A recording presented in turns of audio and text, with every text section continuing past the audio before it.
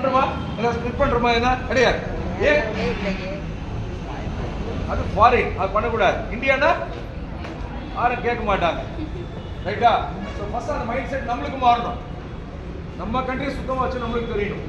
So எங்களை மாதிரி எல்லாம் நிறைய பேர் சொல்லி பார்த்துட்டாங்க. ரைட்டா? பெருசாக ரிசல்ட் இல்லை. அதனால now creating awareness among students. At least உங்களுக்கு சொல்ல ஆரம்பிச்சுன்னா அடுத்த ஜென்ரேஷன் இந்தியா மற்ற எல்லாத்துலேயுமே இந்தியா பெரிய லெவலில் வருது. பட் கிளீனஸை பொறுத்த பெருசாக வர முடியல. ஓகேங்களா?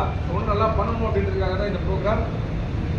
ஸோ நீங்கள் எந்த அளவுக்கு உணர்ந்துருக்கீங்க அப்படின்றத வெளிப்படுத்த போகிறீங்க. ஓகேங்களா?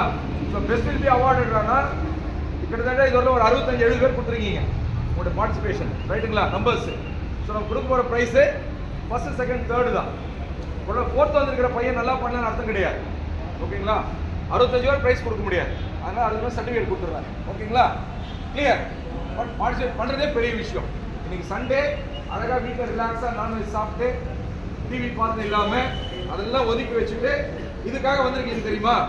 ஸோ அதுக்கே கண்டிப்பாக we have to contact all the participants. Right? Raise your hand. Just put it,